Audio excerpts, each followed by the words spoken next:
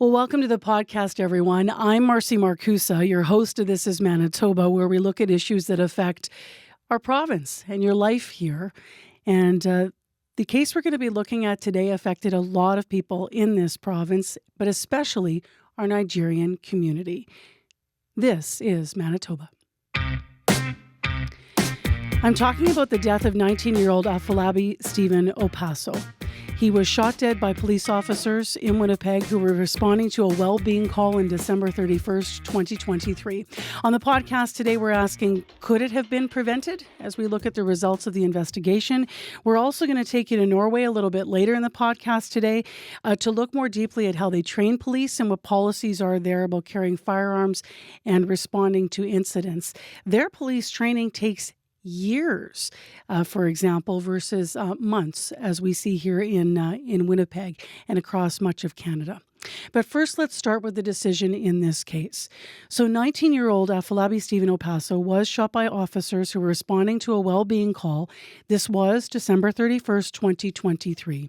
Police say when they arrived on scene, Opaso was armed with 2 knives.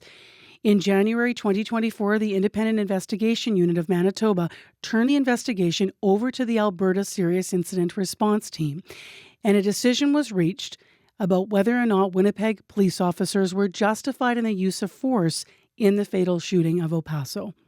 In the decision, multiple witnesses said that Opaso was experiencing what appeared to be a mental health crisis. His roommates called police, who arrived a short time later. Now, the witness officer said Opaso ran at another officer while holding 2 knives.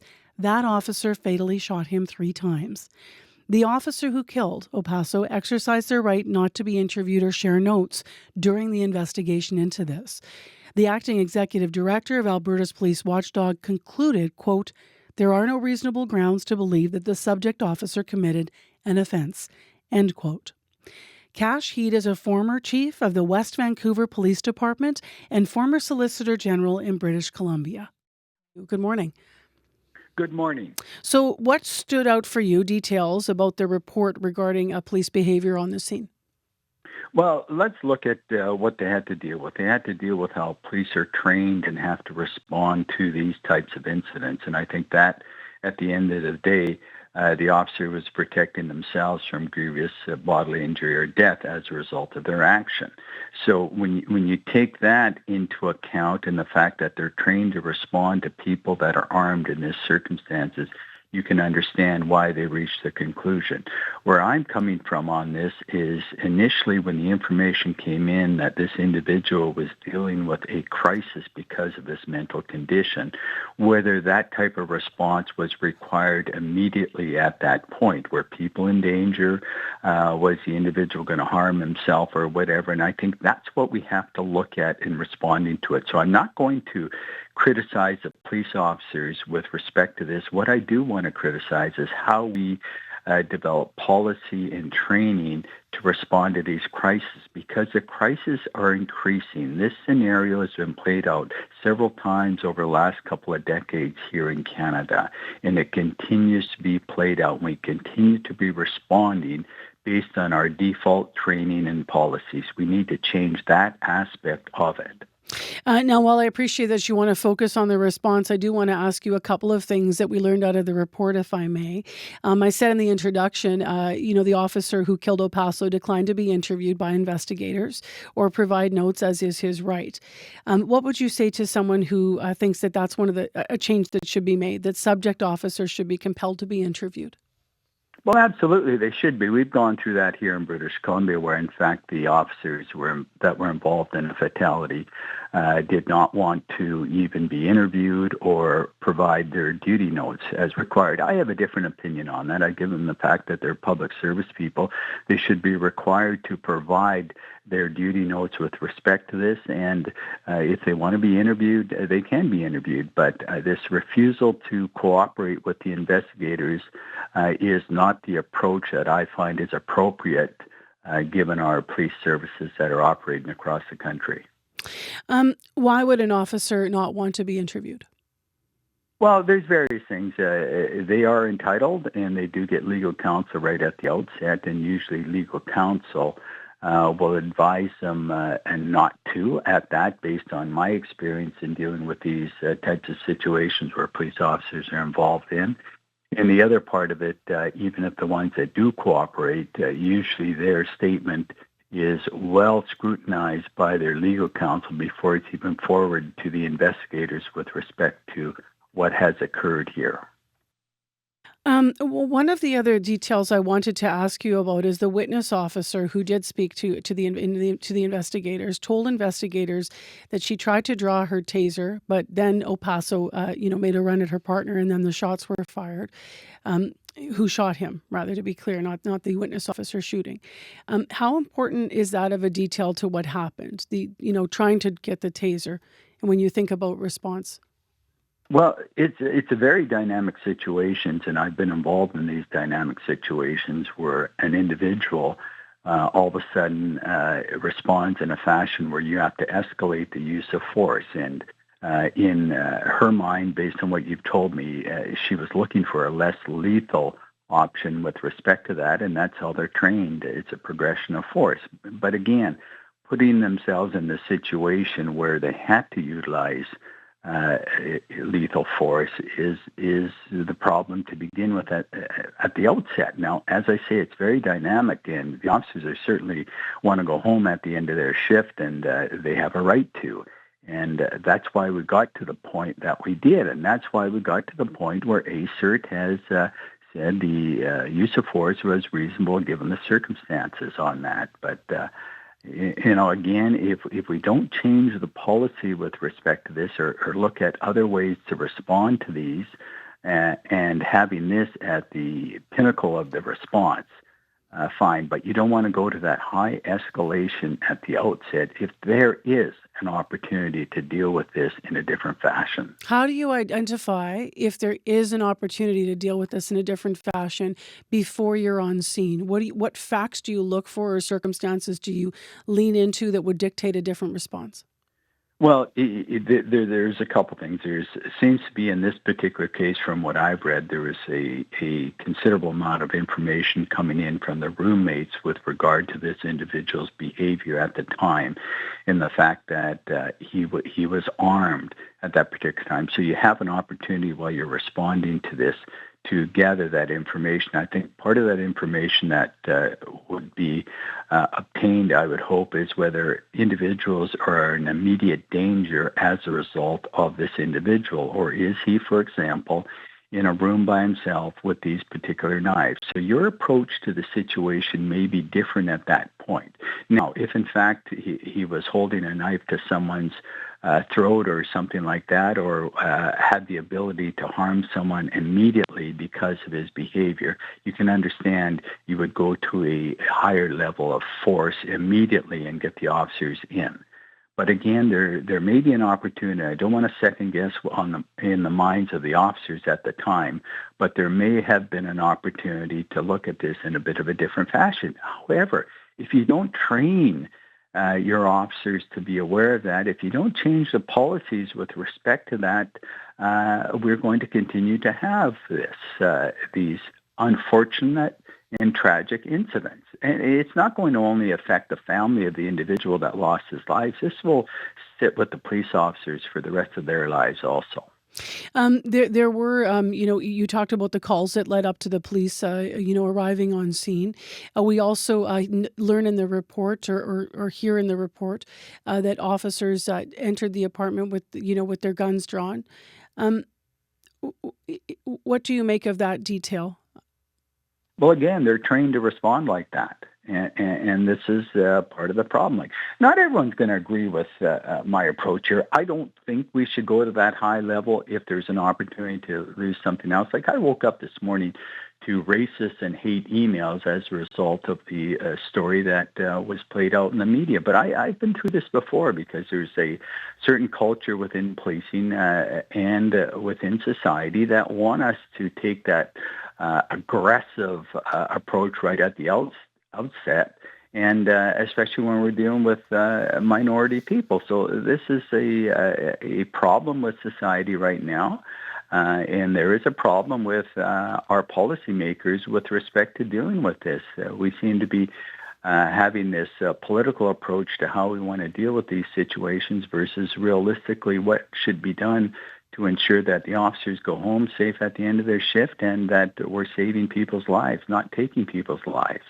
Racist and hate emails in your because your position on this is that there should be changes to how responses happen?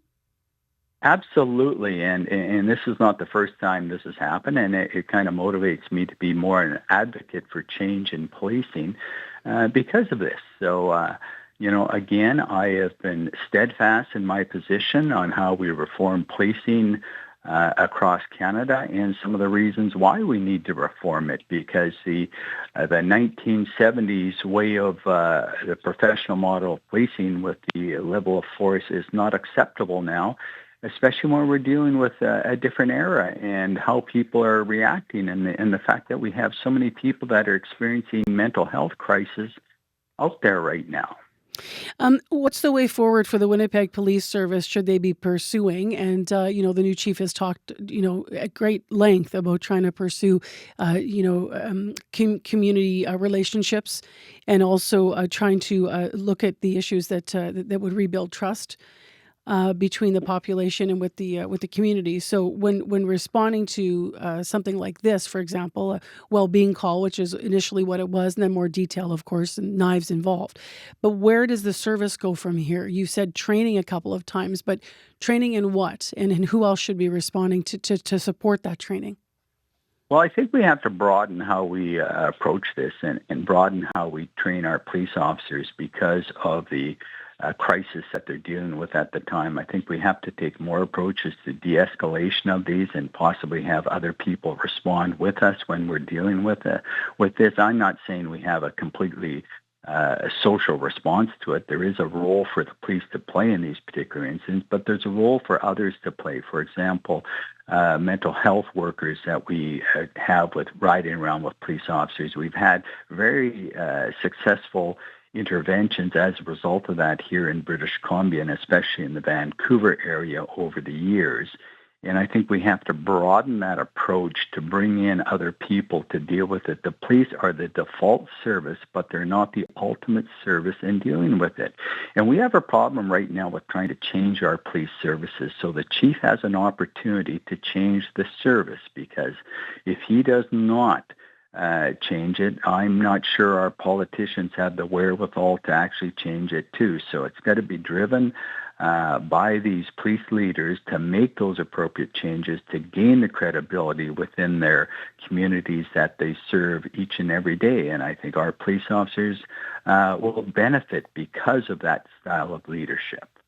Just as a last question, there were two other roommates in the apartment. They were in one of the bedrooms when, Opaso was in there and police responded.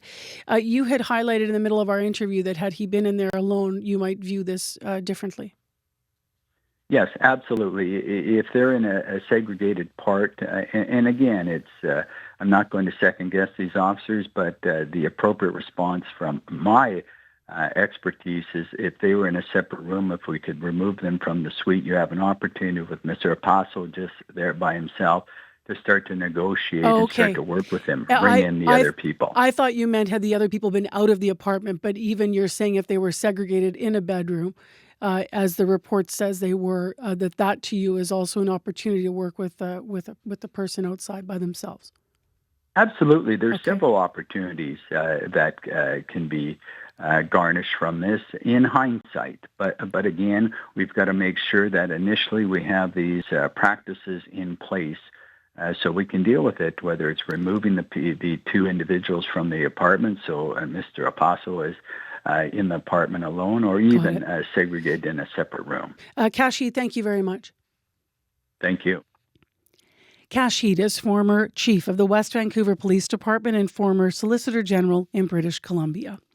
I'm Marcy Markusa. This is Manitoba. If you're new to the podcast, we have a new episode every Friday. Thanks for being here.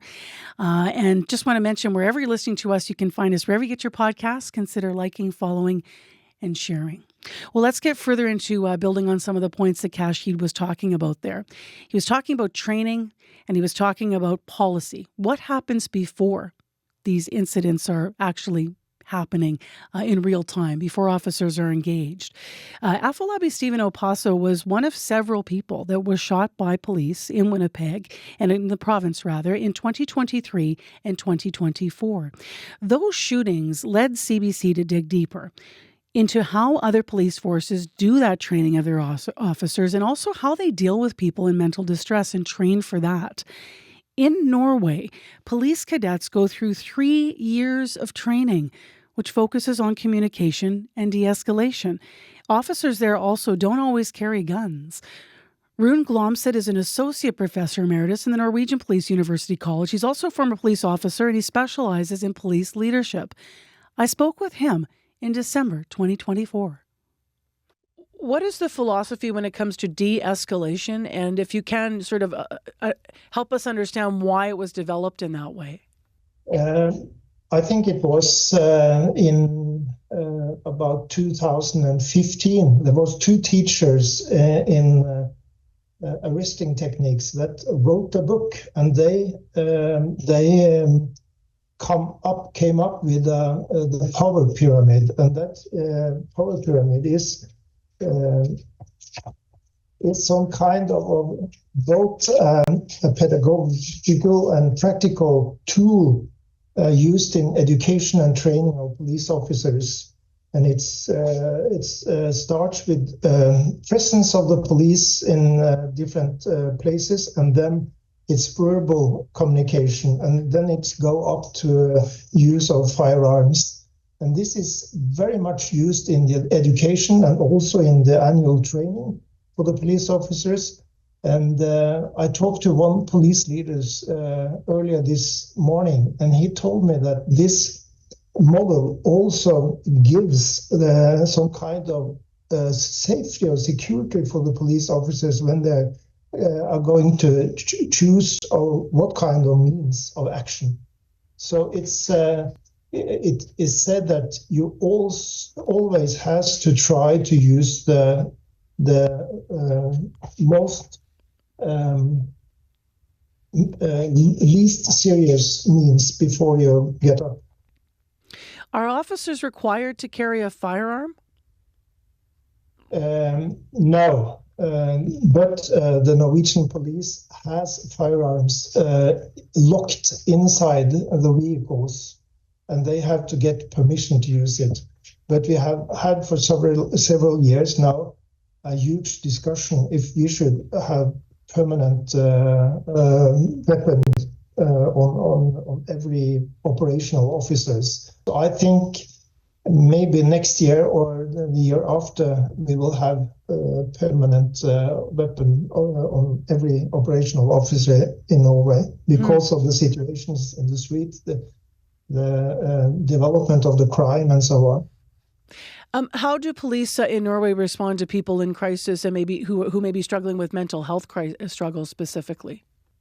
They have training at the University College. They use both lectures, and also they have cases. And then it's people from the healthcare who are specialists who tells them how to understand this kind of mental diseases and how people react when they have it. And they also train in how to meet and handle them.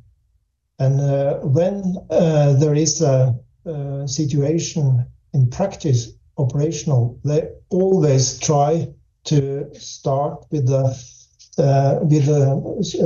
conversation, and they use time and distance to not start using hard means like firearms. And after every situation, they have briefings, and they're discussing what was the situation, how did we choose to solve it, could we use another way to do less harm, and so on. So it's high on the priority list within the Norwegian police. I don't want to leave the impression, however, that that there aren't incidents where people do get shot. I think there is a case that you cite where someone ended up being shot in the leg. What happened there, and as it relates to our conversation, what were the discussions out of it? Hmm. It was a situation on last Saturday night in a small town outside Oslo, our capital. And the police were called to a house, and it was said it was some kind of health call.